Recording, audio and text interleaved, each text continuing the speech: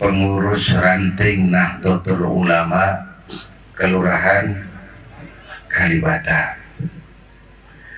Saya bersyukur, bangga, dan terharu. Bukan saja karena saya memang dibesarkan oleh kultur NU, tetapi saya pun dididik oleh orang yang berpuluh tahun memimpin Nahdlatul Ulama sebagai organisasi keagamaan terbesar dan tertua di Indonesia. Nahdlatul Ulama punya sejarah panjang.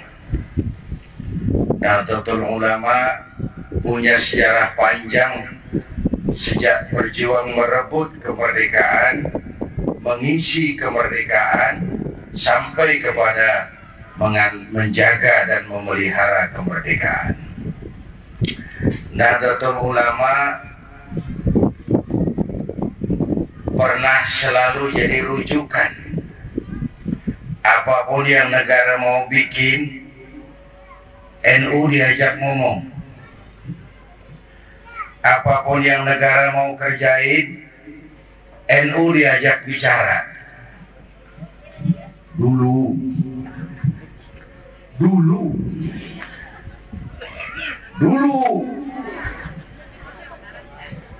negara mau bikin kabinet menteri, NU diajak ngomong. Negara mau bikin kebijakan ini itu, NU diajak ngomong. NU jadi rujukan. Dulu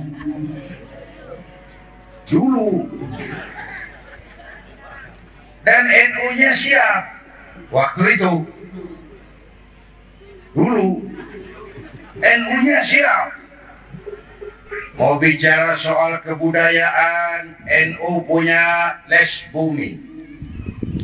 Bicara soal buruh, NU punya sarbu musi. Bicara pendidikan, NU punya ma'arif. Bicara politik, NU gudangnya. NU punya subhan, NU punya syekhu, NU punya. NU-nya siap. Bapak Ibu hadirin yang saya hormati, dulu orang ramai-ramai ngidupin NU. Pengurus-pengurusnya membesarkan NU. Maka NU lalu jadi besar. NU lalu jadi rujukan. NU lalu diajak bicara untuk semua masalah. Nah, kita punya tanggung jawab moral mengembalikan NU seperti itu. Paling kurang per hari ini banyak PR yang mesti kita kerjain.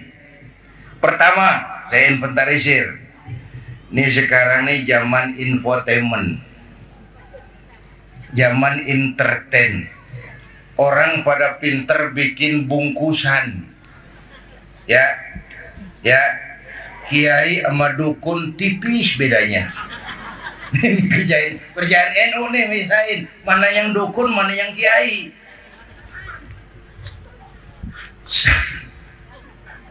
Ini sekarang bu, banyak minyak babi cap onta. Ini saya kemukakan istilah guru saya di Pak Idam nih. Sekarang banyak minyak babi cap onta.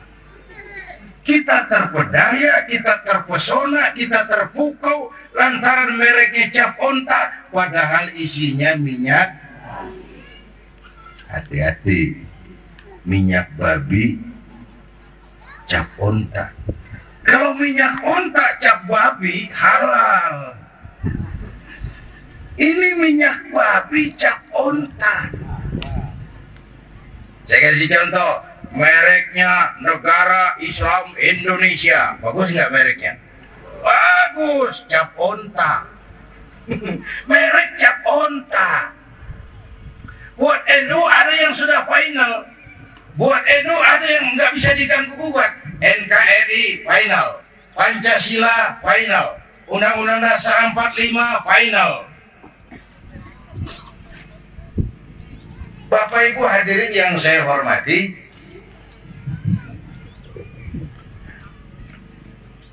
Sementara itu kata saya nih, tempo hari di Tibuan, ibu-ibu masih ingat kali, penyakit kronis bangsa kita yang akut sekarang ini 3. Kudis, kurap, kutil. Kudis, kurap, kutil. Sumber penyakitnya satu, kuman. Kudis, kurap, kutil. Sumbernya kuman. Kudis, kurang disiplin. Kita ini kok tiba-tiba jadi bangsa yang rendah disiplinnya. Rendah. Padahal Indonesia kita ini merdekakan dengan keringat, air mata, darah, dan nyawa. Iya. Malaysia merdeka, rada dikasih Inggris. Nggak tapi keringetan dia. Singapura merdeka, mutlak dikasih Inggris. Indonesia merdeka, keringat, air mata, darah, dan nyawa. Bangsa yang merdeka seperti ini mestinya akan disiplinnya tinggi, tahan banting, tidak cengeng. Kenapa? Merdekanya dengan keringat, air mata, darah, dan nyawa. Mestinya punya disiplin tinggi. Nyatanya disiplin kita rendah di semua bidang per hari ini. Coba analisa ekonomi tahun 2011 sekarang ya, akhir, Indonesia akan jadi pengimpor beras terbesar nomor 4 di dunia. Kita beli beras dari luar buat kebutuhan kita di dalam, nomor 4 terbesar. Kok bisa? Bisa. Kan kita banyak punya sawah dulu. Sekarang kita terserang penyakit kudis, kurang disiplin. Sawah yang subur ditanemin gedong, sawahnya pindah ke lahan gambut di Kalimantan Tengah. Di Jawa sawah habis, di Kalimantan sawah gagal. Beli beras ke Vietnam, negeri sekepel. Kudis, kurang disiplin. Satu contoh, korupsi rada susah diselesaikan. Kenapa? Pejabat kita 2 penyakitnya. Pertama penyakitnya tuh disiplinnya takut atasan, kagak takut sama Tuhan. Yang kedua nih, yang brengsek nih, banyak kasus hukum diselesaikan secara politik. Lah urusannya jadi muak kayak lagu Bengawan Solo. Tahu lagu Bengawan Solo? Air mengalir sampai jauh, akhirnya ke laut. Kalau udah ke laut udah ada kanyut, siapa yang mengurusin? Ya, banyak kasus-kasus besar yang akhirnya ke laut. Gara-gara aspek hukum diselesaikan secara politik, timbul kudis, nggak lagi disiplin, ke laut akhirnya. Senturi, laut. Gayus bakalan ini Gayus nih, laut.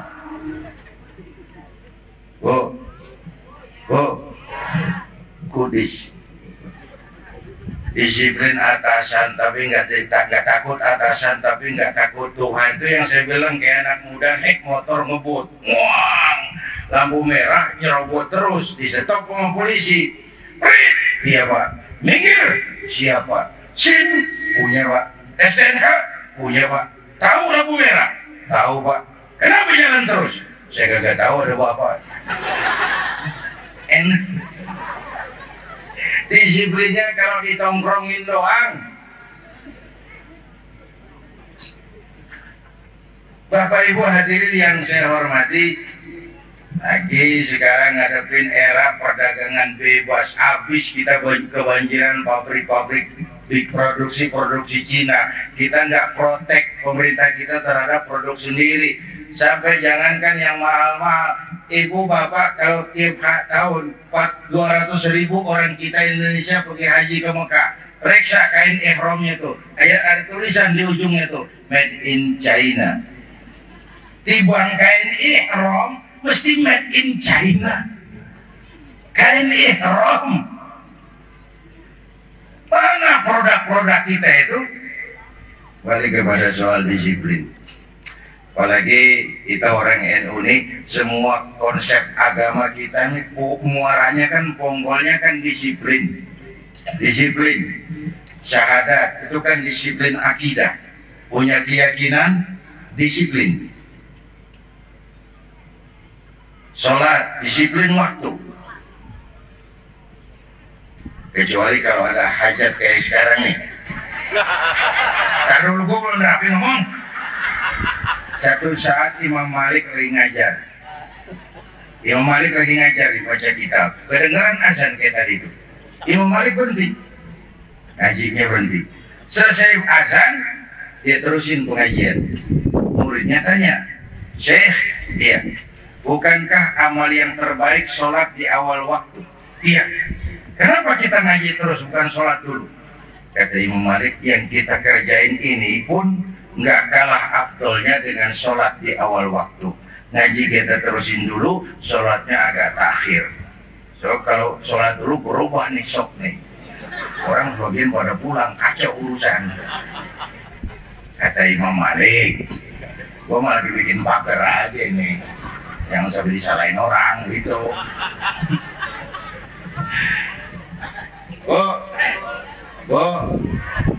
Disiplin.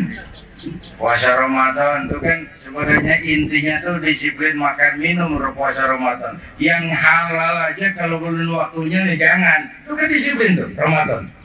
Tempe halal, tapi kan habis maghrib. Tahu halal, habis maghrib.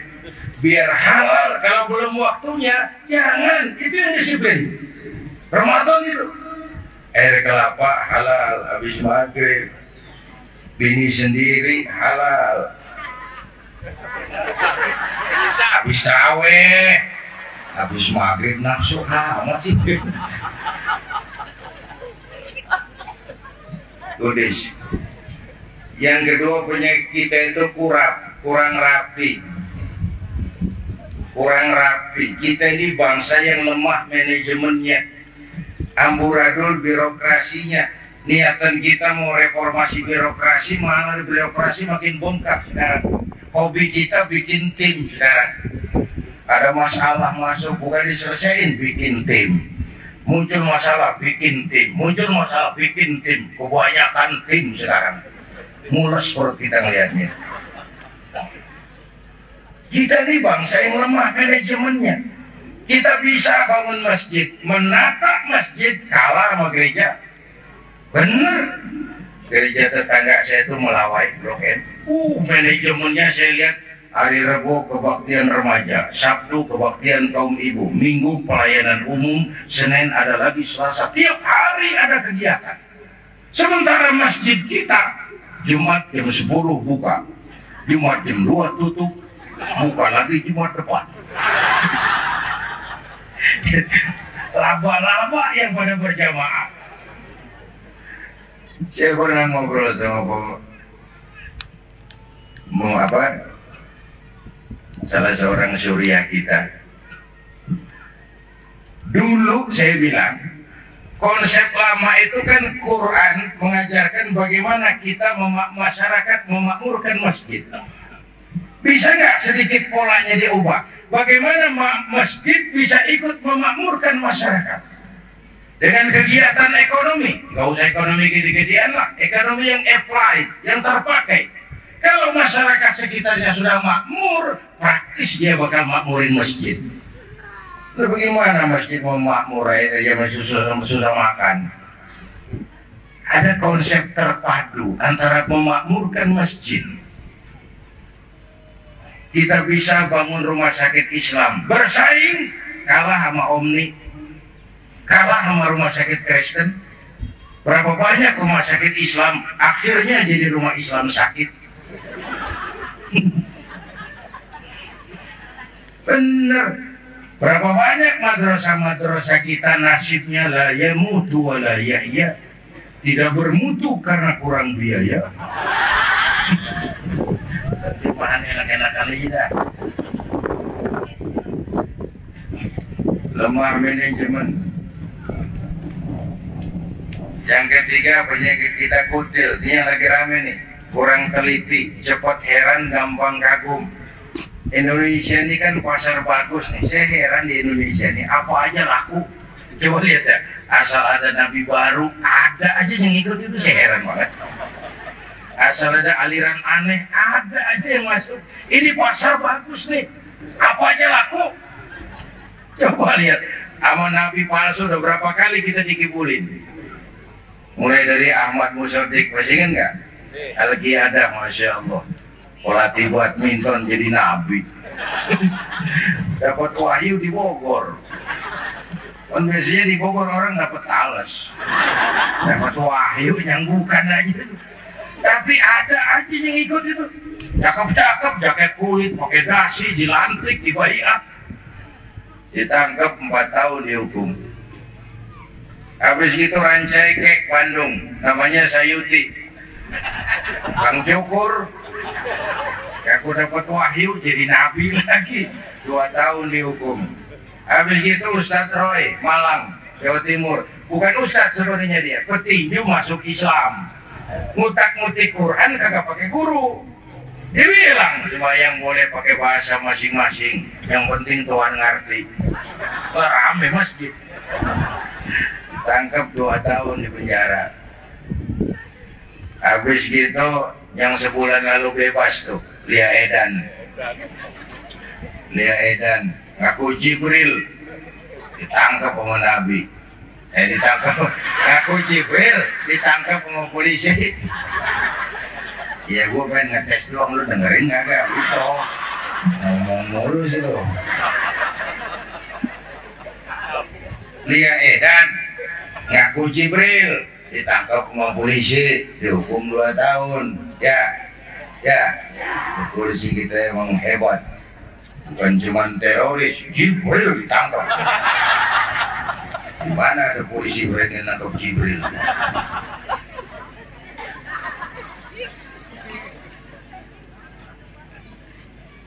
Paling belakang menurut catatan Bakor Pakemnya Kementerian Agama, itu antara Cirebon Losari, batas Jawa Tengah Jawa Barat, muncul agama baru namanya agama Jasun. Agama Jawa Sunda. Jasun. Yang jadi nabi Tugimin. Tugimin jadi nabi. Saya bilang ini mah jangan jadi nabi, ini jadi kiai juga orang tapi angker namanya. Al-Mukarram Bapak Kiai Tugimin. Enteng banget. Yang susah selawatnya dari pada. Kalau kita kan enak, ya Habibi ya Muhammad asyik. Coba ganti sama yang barusan. Kagak enak. Ya Habibi ya Tugimin. Kagak enak-enaknya udah. Nah ini masyarakat kita emang lagi kutil, Pak. Kurang teliti, cepet heran, gampang kagum. Orang pada bikin entertain, pada pinter bikin bungkusan. Tadi saya bilang kiai sama dukun tipis bedanya. Pemburu hantu pada pakai sorban. Ntar kiai gue suruh pakai helm biarin. Atribut aja udah kacau. Atribut aja udah kacau sekarang. Orang pada jago entertain, pada pinter bikin bungkusan. Maka terjadi pembiasan nilai-nilai dakwah. Bapak Ibu hadirin yang saya hormati, dalam konteks situasi itulah maka Nahdlatul Ulama harus ditampil jadi filter buat umat. Jadi filter. NU memang tidak pada posisi membubarkan Ahmadiyah, tapi NU sangat bisa mendorong pemerintah untuk membubarkan Ahmadiyah. Jelas itu? Jelas? Soal bubarkan Ahmadiyah memang bukan porsinya NU. Tapi NU sangat penting mendorong pemerintah membubarkan Ahmadiyah. kita berkeyakinan itu bukan soal kebebasan, itu penodaan terhadap agama. Kalau kebebasan sih kita nggak usah diajarin deh. Kita nggak ngamuk orang Kristen bilang Tuhan 3. Tuhan Anak, Tuhan Bapa, Rohul Kudus, silahkan. Itu babnya lakum dinukum. Itulah kebebasan. Kita nggak ngomel orang Buddha bilang Tuhan 2. Tuhan besar Mahayana, Tuhan kecil Hinayana. Silahkan. Mau Tuhan besar, Tuhan tanggung. Silahkan. Lakum dinukum. Tapi lain soalnya kalau ada orang ngaku Islam lalu percaya ada Nabi sesudah Nabi Muhammad, itu penodaan. Nggak ada kebebasan nginjak kaki orang. Nah saya juga bisa ngomong, saya kan beli radio, saya setel di rumah saya sekenceng-kencengnya. Terus saya ngomong, radio gua, yang beli gua, pakai duit gua setel di kamar gua sekenceng-kencengnya, nggak ada urusan sama orang lain. Kata saya, tetangga saya kan boleh juga dong ngomong begitu. Kata tetangga saya, mata gua, yang ngantuk gua tidur di kamar gua, ngapa suara radio lu nyampe kemari? Mana ada kebebasan tapi nginjak kaki orang? Nggak mungkin. Di sini NU harus tampil jadi filter, menjaga akidah umat. Ini kan sekarang kondisinya begini nih Bu. Pakai cerita aja dan yang enakan cernanya dulu. Terjadi tabrakan di jalan, kencang banget. Wah! Korban jatuh belepotan darah. Dikerubungin orang banyak. Datang wartawan, mau ngambil gambar dari dekat susah. Orang banyak banget ngerubung, padat. Nyari akal nih wartawan, biar bisa maju ke depan. Tolong, saya dikasih jalan ke dekat korban. Orang nengok semua. Saudara siapa? Saya bapaknya korban. Dia ngaku bapaknya korban. Ya orang pada minggir kan. Minggir, ada bapaknya korban. Pada minggir semua orang. Dia maju ke depan korban. Sampai di depan korban, pucat mukanya tuh wartawan. Kenapa? Yang ketabrak anak monyet. Dia udah kedongan ngaku bapaknya korban. Ini cerita pendek, cuman muatannya lumayan nih. Ya, Bu, kalau belum kenal bener mah jangan buru-buru ngakuin. Ya, ini cerita tapi ada muatannya. Kalau belum kenal benar, jangan buru-buru ngakuin. Dia kagak tahu yang ketabrak siapa. Ngakuin aja, saya bapaknya korban. Lu makan lu jadi bapak monyet. Kan sekarang begitu, baru ketemu orang 3 hari, jenggotnya panjang, ngaku nabi, ngikut aja. Sorbannya kayak Batman, ngikut aja. Padahal belum tentu. Buat kita keluarga NU tentu jaga gawang. Ku anfusakum wa ahlikum. Nah, ini yang pertama saya kira masalah kekinian. Yang kedua, menjaga semangat kebersamaan. Kita capek sekarang nih, dikit-dikit pada main kafir-kafiran. Ya, kitab kita sama, kiblat kita sama, nabi kita sama, kita dikafir-kafirin. Capek. Bu, sekarang nih banyak masjid kita pada hilang. Bu, percaya nggak? Bukan bangunan fisiknya, rohnya, jiwanya, semangatnya. Masjidnya masih nongkrong, rohnya udah hilang. Ini aset yang harus kita jaga. Tapi pada waktu yang bersamaan, kita mencari semangat kekeluargaan. Persamaannya diperbesar, jangan perbedaannya dipertajam. Tuh, kalau bahasa saya di masyarakat tuh, yang suka tahlil, cakep, terusin. Yang nggak suka tahlil nggak apa-apa, cuman jangan ngomelin yang tahlil. Yang mabuk masih banyak, yang tahlil diomelin. Kita kan kayak kurang kerjaan. Ya, cari yang lebih manfaat aja dah. Yang suka maulud bagus, cakep, terusin. Yang nggak suka nggak apa-apa, cuman jangan ngomelin yang maulid. Orang koruptor aja pada gentayangan, yang mulu dan diomelin. Gimana negara mau selamat? Ya.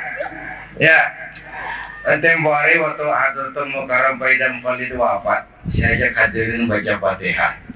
Selesai Fatihah, saya ke belakang. Ada teman saya pengusaha nyamperin, saya kira mau apa? Kiai, ya mas, saya cuma pengen kepastian. Apa sih? Enggak, itu tadi orang mati tuh dibacain Fatihah. Emang pahalanya sampai Kiai? Begini mas, ente kalau nggak percaya mati aja dulu dah. Bentar gue bacain Fatihah, lu tungguin di sana. Kalau kagak nyampe, balik lagi nggak? Yang begitu aja dicari diributin, habis energi. Ada lagi nih teman saya nih, yang satu ini malah rada liberal nih. Datang silaturahmi ke rumah, saya ajak ngobrol di depan. Di depan rumah saya itu kan ada masjid. Kiai, ya mas. Wah, bagus masjidnya Kiai. Ya, lumayan lah masjid di kampung. Pakai beduk ya? Pakai. Bina itu Kiai. Kata siapa? Kakaknya. Waduh, baru ngaji bab kakaknya udah galak banget. Mas begini, itu beduk tuh bukan agama, itu budaya. Beduk bukan agama, budaya. Tanda masuk waktu, bukan manggil orang sholat. Manggil orang sholat Nabi ngatur pakai azan. Tanda masuk waktu Nabi nggak ngatur pakai apa. Mau gorek-gorek juga boleh. Maghrib, maghrib, boleh. Kalau orang tanya kenceng. Oh, cuman kan Wali Songo cerdas, pakai beduk aja dah. Sekali pukul sekampung kedengeran. Itu budaya. Kalau budaya dianggap bid'ah, miskin kita nggak punya apa-apa udah. Budaya beda dengan agama. Tuh motor. Agama tuh. Bukan motor budaya, bukan agama. Kalau dianggap agama, bid'ah juga tuh motor tuh. Jual. Beliin onta. Aman udah. Jadi Bapak Ibu hadirin yang saya hormati, cek sound satu.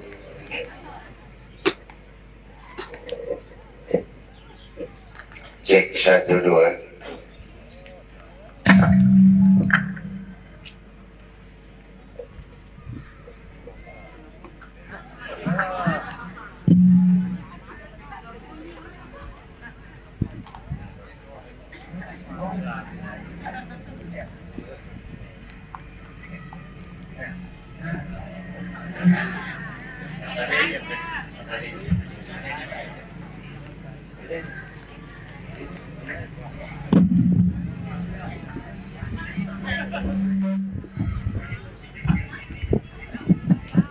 Cek 1.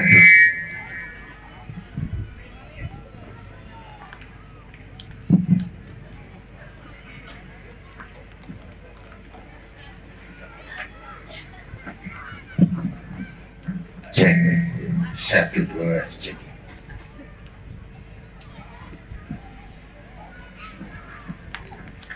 Cek 1. Cek 1 2. Ekornya dikurangin aja mas, agak menggemain. Cek 1, cek 1 2. Ekornya habis aja. Cek 1 2.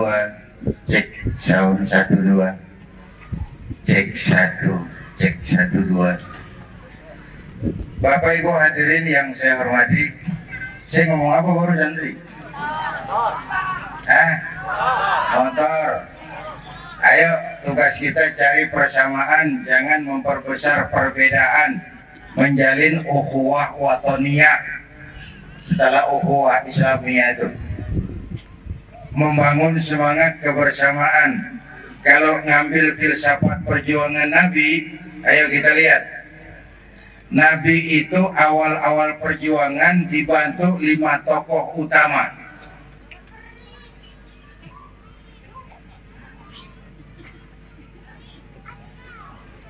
Apaan urusan banyak saingan sini gue jadi beribad ngomong.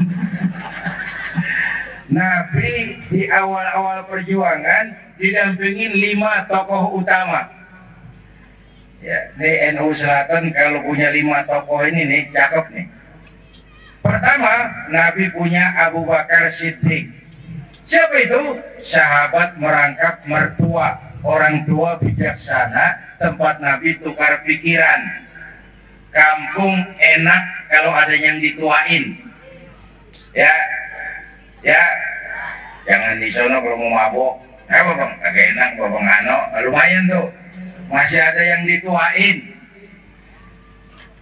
NU harus punya Abu Bakar Siddiq, orang tua bijaksana, tempat Nabi tukar pikiran. Apalagi Nabi punya Umar bin Khattab, imam tapi jenderal, jenderal tapi imam. NU kudu punya tuh imam jenderal Umar bin Khattab. Selesai? Belum. Nabi punya Utsman bin Affan, pengusaha tapi santri, santri tapi pengusaha. Kita bakal maju kalau banyak punya Utsman, penyandang dana. Nih bangun masjid cakep begini nih, nggak cukup pakai takbir. Allahu Akbar, buah turun. Kagak ada lo kudu beli semen, beli pasir, kudu ngecor. Perlu Utsman, perlu Utsman. Kalau nyari Abu Bakar gampangan, nyari Umar gampangan, nyari Utsman yang rada susah. Lalu Nabi punya Ali bin Abi Thalib, tokoh muda tapi intelek, masih muda, rela korban jiwa demi keselamatan Rasul di malam hijrahnya. Nah yang keempat baru Nabi punya Khadijah binti Khuwailid, perempuan budiman. Orang lain belum iman, Khadijah iman. 5 figur ini bersatu bahu-membahu bantu perjuangan Nabi. Semua tidak ada merasa yang lebih hebat di depan Nabi. Semua sama. Maksud saya begini, kita perlu punya segala macam senjata. Kita perlu punya golok, punya pedang, punya gergaji, punya pisau, punya silet, punya paku, punya jarum bahkan. Kapan makainya? Lihat dulu yang dihadapin apaan. Yang lo hadapin apaan sih? Kumis bang, silet turun. Lo sono ngadepin apa lo? Akar kayu nangka gede bangun, kampak maju. Semua senjata perlu, semua berjuang, tapi bahu membahu. Ini kita kan sering emosi kelebihan. Yang dihadapin kumis, kampak diturunin. Bibir bongkar, urusan kagak rapi. Anak-anak muda itu berani perlu, nekat jangan. Berkorban harus, konyol ntar dulu. Mati syahid siap, mati sangit enggak. Semua berjuang, semua harus saling melengkapi. Kiai-kiai yang tegas di mimbar berani kita perlu. Kiai-kiai yang empuk, asik, adem, membuka bab wudu, bab sholat, bab toharo, kita perlu. Semua saling melengkapi. Jangan yang mentang-mentang berani di mimbar sama kiai yang ngajar fikih ngelengennya. Lo kiai gini hari ngasih ngajar fikih bab air mulu jadi gerame lo. Enggak begitu, kita semua perlu saling melengkapi. Jangan yang satu merasa lebih berjasa dari yang lain. Semua berjuang, cuma strateginya beda, yang dihadapin beda. Bapak Ibu hadirin yang saya hormati, nggak bisa berani sama nekat, tipis bedanya tuh. Berkorban sama konyol juga tipis bedanya, kita harus hati-hati. Allahu Akbar, benar. Yang besar cuma Allah, memang. Yang lain kecil semua, pasti. Cuman kalau kebo gila lagi ngamuk, minggir dulu ntaran. Kebo gila ngamuk teriak, Allahu Akbar. Kebo kecil. Jangan minggir kalau gak remek loh, remek. Jadi saya pikir kiai-kiai kita tuh harus saling melengkapi. Sehingga perjuangan enak hasilnya, semuanya berjuang, semua berjasa, semua cinta Islam. Jangan yang satu merasa lebih hebat dari yang lain. Bapak Ibu hadirin yang saya hormati, inilah pentingnya membangun kebersamaan seperti yang telah ditunjukkan oleh warga NU selama ini, membangun semangat kebersamaan. Walaupun tidak harus selalu bersama-sama, perlunya membangun semangat kebersamaan. Saya kira dengan jiwa semacam itu, saya dulu zaman ngaji sama Pak Idam, waktu itu kan nih Pak Pak Hasin tahu waktu terima asas tunggal Pak. Waduh, saya ikut protes Pak Idam. Kenapa sih Nudin? Apa yang masih kita bisa punya Pak? Nama nggak boleh pakai nama partai Islam. Boleh nggak kita pakai nama P3? Asal-asasnya Islam. Sekarang asasnya digulung lagi Pak. Nggak boleh pakai asas Islam. Harus asas tunggal Pancasila. Nah kita Bapak terima lagi. Kita udah kagak punya apa-apa nih Pak. Pak Idam ketawa. Terus saya remaja lagi semangat-semangatnya. Kata Pak Idam, Zainuddin, gimana Pak? Kita nggak boleh dagang nasi goreng. Biarin kita dagang nasi uduk dulu dah. Yang penting warung punya. Sebab kalau mau dagang nasi goreng juga warung digusur. Biarin dagang nasi uduk dulu, yang penting masih punya warung. Jadi kalau maju kena, mundur kena, itu Pak. Sekarang ini sulit, maju kena, mundur kena, miring. Bapak Ibu hadirin yang saya hormati, itu sebabnya Nahdlatul Ulama itu eksis dari zaman awal sampai akhir insya Allah. Ya itu tetap eksis di tengah masyarakat. Jadi kalau mau pakai bahasa gampang, NU itu ibarat orang tukang joget ngerti irama kendang. Ya, ibarat tukang joget yang mana aja kudu ngerti irama kendang. Nah kalau kendang kenceng jogetnya pelan kira nyambung. Tukang joget yang bagus ngerti irama kendang. Jangan tersenyum kepada orang buta, jangan berbisik kepada orang tuli. Kagak nyambung. Orang buta diajak senyum. Bagus maksudnya, cuman kan rada mubazir. Nggak nyambung maksudnya gitu, nggak nyambung. Karena itu saya tidak berpanjang-panjang. Selamat kepada pengurus ranting yang dilantik hari ini. Selamat berjuang untuk Nahdlatul Ulama menjadi pemersatu umat dan bangsa, menjadi filter bagi umat kita. Semoga Allah memberikan pertolongannya kepada kita semua. Lebih kurang mohon maaf. Usikum wa iyaya bitaqwallah. Wassalamualaikum warahmatullahi wabarakatuh.